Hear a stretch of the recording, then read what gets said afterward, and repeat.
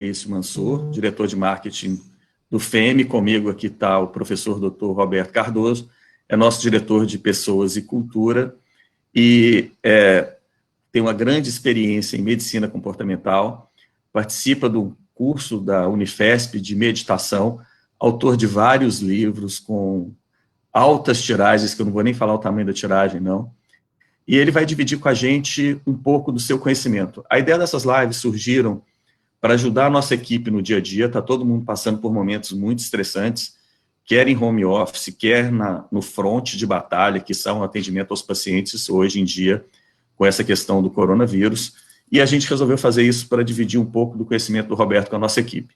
E acabamos abrindo para o mercado todo, para todo mundo que quiser ver, porque a gente acha que pode ser uma grande contribuição neste momento de pandemia, que está todo mundo com os nervos à flor da pele. Roberto resolveu começar a falar do mundo VUCA. E, Roberto, esse termo apareceu em 87, com os exércitos dos Estados Unidos na Guerra Fria, veio para as empresas em 2002, e por que agora ele parece ser tão update, está tão na moda da gente estar falando dele nesse momento, sendo que ele é um senhor de quase 40 anos? É verdade, Maurício, ele é antigo, mas demorou a sair, né, do meio mais restrito e ganhar o mundo. O mundo VUCA realmente veio para o mundo quando não tinha mais como não pensar nele, né? Porque o mundo, de fato, ele é VUCA. Em inglês, são as iniciais de volátil, porque as coisas mudam com muita velocidade, de incerto, porque alguns conceitos eles não são mais tão restritos, não são mais tão concretos como pareciam antes. Ele é complexo, principalmente porque a conectividade gerou muitas definições, muitas diferenças de opiniões, e ele também é ambíguo, né? Porque várias pessoas, culturas, saberes, veem diferentes conceitos de forma diferente. E agora tudo mudou, né, Maurício? E com esse vírus aí, deixou de ser VUCA só, né? Virou MUVUCA na nossa vida, é isso? É verdade. A vida da gente ficou bem bagunçada, aparentemente, por fora, e a gente não quer que essa vida fique tão bagunçada por dentro. Essa é uma coisa muito importante, porque nós vivemos, ou já vivíamos, né, uma adaptação a novas tecnologias, nós vivíamos uma adaptação a novos conceitos, tudo acontecendo muito rápido, e é o que um filósofo chamava-se Zygmunt Bauman, ele chamava de modernidade líquida, que ele fala que a modernidade ela é tão rápida, tão mutante, né, tão movimentada, que gera a chamada felicidade líquida, uma felicidade que dura cada vez menos e que parece que escapa como um líquido pelos nossos dedos. Roberto, só voltar um pouquinho, né? Essa adaptação para a nova tecnologia, a gente está vendo nessa última semana, não sei quantos % da turma em home office, aonde todo mundo está, quem já sabia usando e quem não sabia, como é a maioria das pessoas, usar isso profissionalmente, está tendo que aprender. Então, a gente está vendo muito Zoom, Hangout, Meet, e etc. e tal, e inclusive com vários memes na internet, né, de pessoas errando a maneira de usar esse negócio no dia a dia. Que dica que você pode dar para a gente, não do ponto de vista da tecnologia, mas de como viver dentro de casa usando essa tecnologia para trabalhar sem ser afogado pelo tanto de demanda ou por tentar se sentindo à toa o tempo todo? É exatamente o que nós vamos falar nesse conjunto de lives, né? Nós vamos falar muito desses temas que vai compor essa sucessão das nossas lives, do estresse agudo diante da crise, da seleção de informações, dos pensamentos adequados, de aprender que solidão é diferente do que a gente chama de solitude, de como se dá essa convivência, relacionamento familiar e ter crianças em casa. E há outras dicas também, como cuidar do corpo, como se alimentar, como fazer exercícios de relaxamento, que são muito importantes também. Então, esse é o direcionamento que nós vamos dar nessa série de lives que começa hoje. E voltando à felicidade líquida, Roberto, a gente entende o conceito, né, da felicidade ser cada vez menor, né, de parecer que dura cada vez menos, isso tem muito a ver com as mídias sociais trazendo felicidades inatingíveis, né, com mundos que, de verdade, pouquíssimas pessoas podem ter, mas que parece ser muito normal. E na hora que vem essa crise, né, que desmorona toda essa, vamos chamar de castelo de carta do mundo das redes sociais, fica pior ainda, né? Sim, é verdade. As redes sociais, elas passam, né? Inclusive, alguns estudiosos, eles acreditam que uma parte da depressão, especialmente entre jovens, se deve ao mundo idealizado das redes sociais, porque ele vê um mundo que ele não tem, e isso faz ele se sentir muito mal, faz com que ele tente reproduzir também na rede social o mundo que ele não tem, isso gera uma tristeza, uma sensação de incompletude nos outros, e cria um círculo vicioso da incompletude.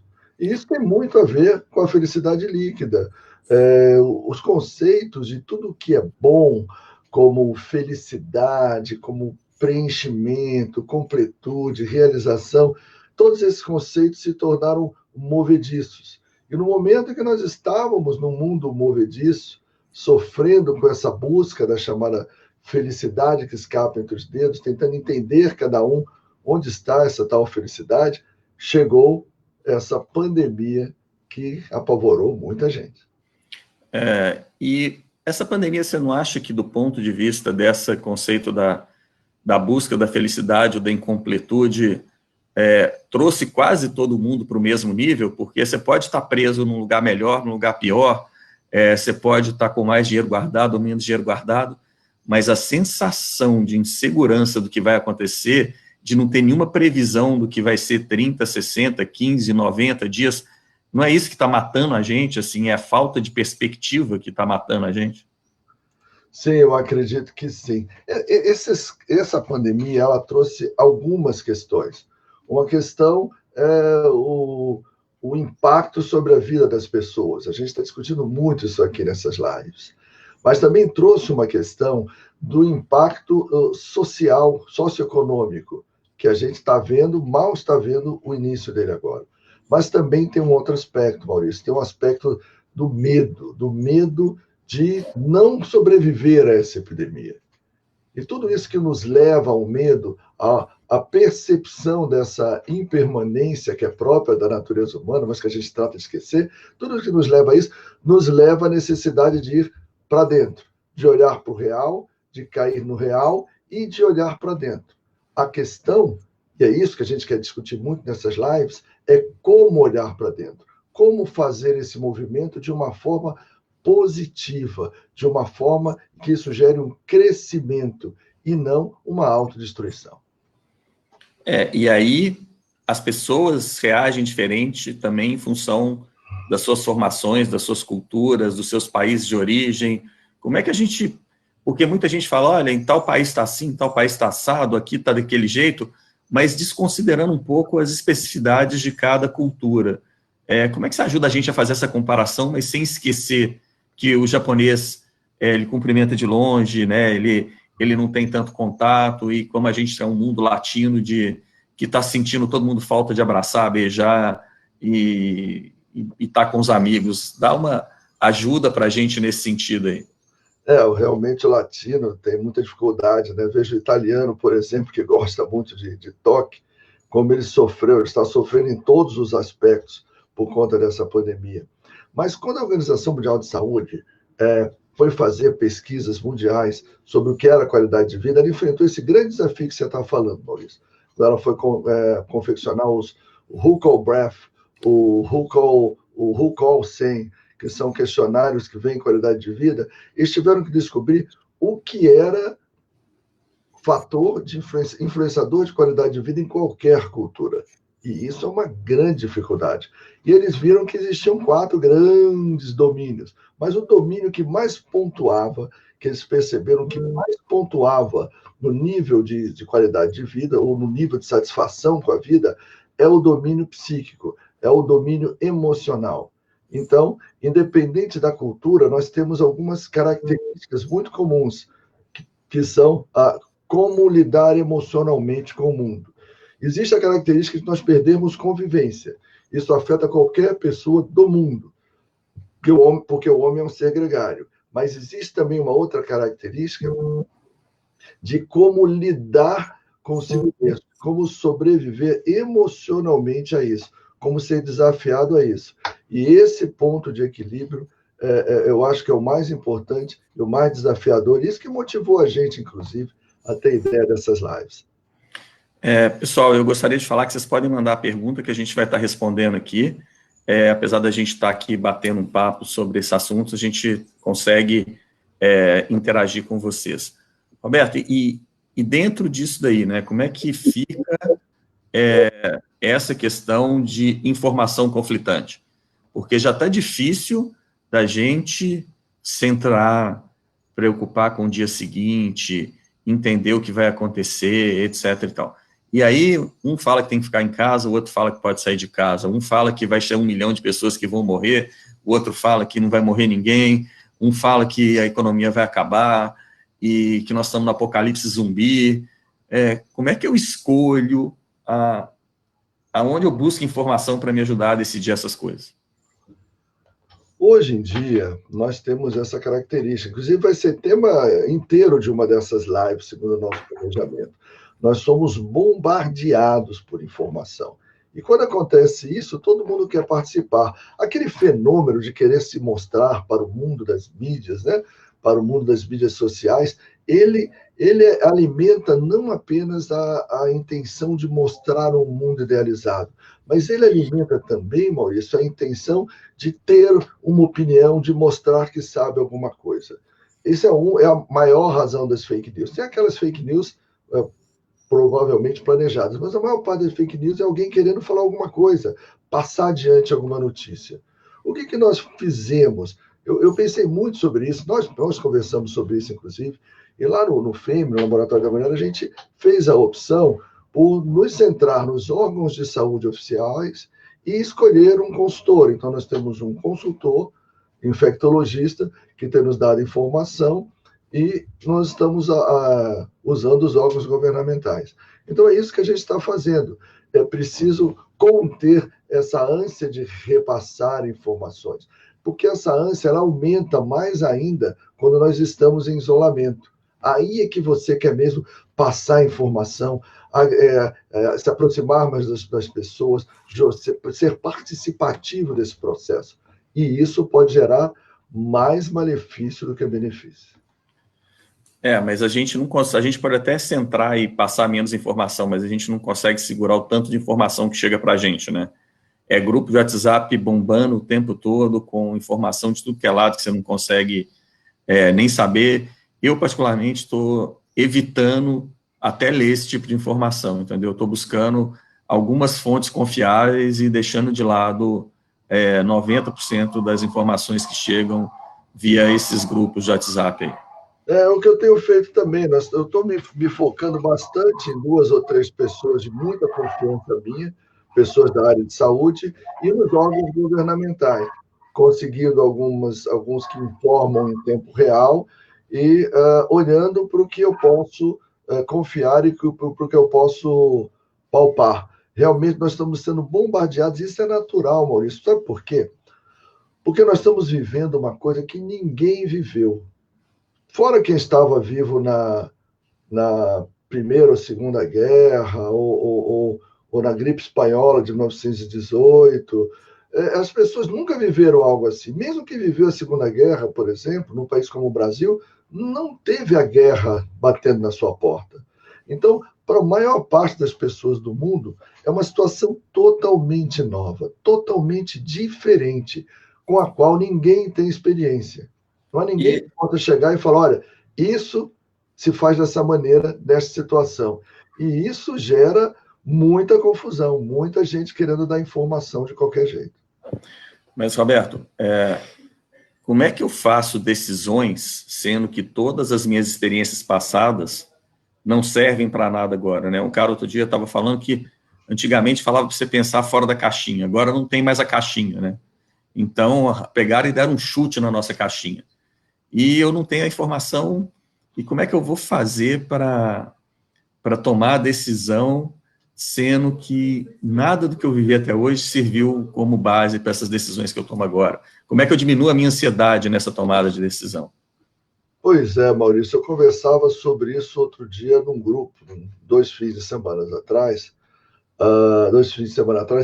e a gente falava exatamente sobre isso, que tudo tem um propósito. E se você acredita em algo maior, então, aí você acredita mesmo que tudo tem um propósito.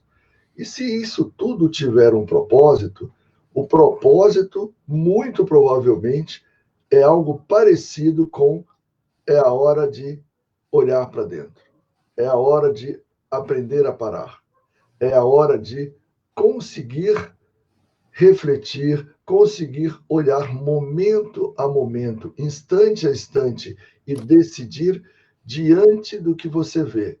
Isso é ser ativo e não apenas reativo. Ser ativo é conseguir sentir cada situação e decidir diante dela, e não apenas ter reações estanques, reações definidas para qualquer momento. Eu acredito que no tirar da caixa é um grande incômodo, mas provavelmente um grande benefício. E quem sabe a consciência humana como um todo saia dessa história um pouquinho mais evoluída. E como é que a gente faz para a consciência sair evoluída, mas a saúde não sair destruída, sendo que a gente está em casa sem direito a esporte, academia, distração, futebol na televisão, enfim, né? A gente tá meio que enjaulado, né? Tá se sentindo, né? Você vê os amigos nas mídias sociais e mesmo no WhatsApp falando que não aguenta mais, e nós estamos no dia de 5 a 9, dependendo de cada um, e aí, como é que a gente vai continuar com isso para frente? É exatamente, Maurício, os temas das nossas lives. A gente está mirando exatamente aí. O que fazer, como se alimentar, como passar o tempo, como não deixar de conviver com pessoas durante o isolamento. Vamos falar também como mexer um pouco o corpo. E vamos ter, você sabe, nós vamos ter convidados que vão nos ajudar com isso. Nós vamos traçar uma linha, uma reta, que é uma reta de ação natural e ação equilibrada em relação a isso tudo que está acontecendo. E, Roberto, está chegando uma pergunta aqui, perguntando se a gente tem expectativa, não é nossa área de especificidade, mas de remédios e vacinas para esta pandemia aí. Como é que você vê essa história aí? A vacina certamente surgirá. A grande questão da vacina é o quando. Provavelmente a gente leve 1, 2, 3 meses para essa vacina, o que não atende essa nossa expectativa agora. Se a vacina sair daqui a 3 meses, 6 meses, vai servir muito, porque muita gente no mundo não teve também contato com o coronavírus. Mas ela vai demorar. E a medicação? A medicação está uma polêmica danada na classe médica. Nós sabemos que há uma associação principalmente hidroxicloroquina com azitromicina, que está tendo, em alguns casos, resultados muito bons. E a grande questão é que a casuística ainda não é suficiente para ter aquilo que a gente chama de evidência científica. Mesmo assim, vários grupos estão usando, encontrando resultados bons, e por isso pedindo autorização das famílias para usar esses medicamentos. Então, a classe médica está um pouco dividida em relação a isso. Uma parte acredita que é preciso ter muita prudência para evitar a utilização de uma droga, porque a droga tem efeito colateral. E a outra acha que vale a pena arriscar, uma vez que vários casos no mundo já responderam muito bem a essa associação. Então, a classe médica é muito dividida. Eu acredito, Maurício, que mais uma semana, 2, essa história está mais bem definida, está mais bem delineada, porque parece que essas drogas são úteis, sim. E, Roberto, eu tenho ouvido muito falar que a gente tem que ser resiliente nesse momento, e resiliência parece a palavra da moda agora, mas todo mundo fala e muito pouca gente entende exatamente o que é isso. Você pode me ajudar com essa definição de resiliência e como que a gente pode ser resiliente, que é o que é mais difícil? O grande desafio desse vírus para a saúde é um grande desafio para o sistema de saúde, porque ele é um vírus fraco em termos do nível de doença, de enfermidade que ele provoca. Ele é tão fraco que a maioria das pessoas não tem sintomas, a maioria das pessoas não faz quadro clínico, e por isso elas saem pela rua transmitindo muito. Ou seja, é um vírus que não tem uma alta letalidade, é o que parece, e ele é muito arriscado por causa disso. Mas para o sistema de saúde é um problema muito sério, porque o sistema de saúde, um número tão grande de pessoas infectadas, que aquele pequeno percentual que fica grave clinicamente precisa de leitos hospitalares. Então, isso exige isso já não estresse no sistema de saúde. Agora, respondendo a sua pergunta, para o nosso lado, o que a gente precisa? A gente precisa ter condições de arcar com essas informações todas, todo esse estado, toda essa pressão, sem perder o equilíbrio, sem perder a resiliência e lidar com essa incapacidade de saber tudo. Resiliência é um conceito que evoluiu, Maurício. Resiliência, primeiro, era resistir à pressão. Depois era poder voltar originalmente ao estado inicial. E hoje, a resiliência é receber a pressão, aprender com ela e sair dela melhorado. Esse é o conceito atual de resiliência. Então, se o conceito do atual de resiliência é sair melhorado, o que nós temos que fazer? Nos perguntar, não o porquê, meu Deus, por que essa pandemia? Mas sim o para quê. Para que ela chegou? O que eu posso aprender? O que eu posso tirar de bom com isso? Quando isso começa a resiliência, porque você para de olhar para o problema e começa a olhar, não digo para a solução, mas vocês começam a olhar para o que ele pode te trazer de crescimento. Viver o problema tentando aprender é um passo fundamental daquilo que a gente chama de resiliência. Para fechar, porque nós já estouramos 20 minutos, né? Nem pareceu para mim, pelo menos, eu espero que para quem está vendo também. Repete para a gente essa frase aí que eu achei muito interessante, né? A gente não olhar, não ficar falando o porquê, e sim o para quê, é isso? Sim. Isso é muito importante na vida da gente, né, de uma maneira geral. É uma das coisas que a gente vai conversar nessas lives. Tem uma das lives que se chama Aceitar não é gostar. A diferença entre aceitar e gostar, ela é muito importante de ser compreendida. Porque quando você entende que algo pode te trazer um crescimento, apesar de toda a dor, você começa a parar de se perguntar apenas por quê. E você pergunta para quê. Para quê? Então, para que isso serve e como eu posso fazer isso me ajudar a ser melhor? É exatamente o objetivo dessa série de lives que começam hoje, Maurício. Nós queremos falar para que isso nos serve e queremos dar alguns instrumentos que contribuam para o como eu posso fazer para sair disso melhor. Então, Roberto, para ir finalizando, eu tenho uma pergunta aqui da Viviane Habib, falando sobre como a meditação pode ajudar, mas eu acho que isso vai ser o tema de uma live específica, mas dá uma palhinha para a gente, e lembrando que amanhã a gente vai estar falando do papel da mulher nesse momento difícil que a gente está passando, né? Amanhã, no mesmo horário, a gente vai estar falando disso. Sim, a meditação pode ajudar demais, porque a meditação é um grande redutor de ansiedade e um grande método de contato com o seu interior. Portanto, quem medita tende a ser uma pessoa que faz uma autoobservação melhor, que percebe seus conteúdos internos melhor e fica mais presente, ao invés de ficar pensando, não, tudo era assim, agora não é mais, ou como vai ficar tudo depois. Ela vive muito forte essa sensação, essa experiência de presença, e isso traz dela uma capacidade de sair daquela prática renovada, com condições de perceber aspectos de melhoria ou de como lidar com aquilo que não melhorou, que ainda não tinha pensado. E o papel da mulher, que você falou, o papel da mulher é muito, muito importante nessa história. A mulher tem uma essência, ela tem um papel histórico que pode nos ajudar muito nessa crise. E a gente vai querer falar disso amanhã.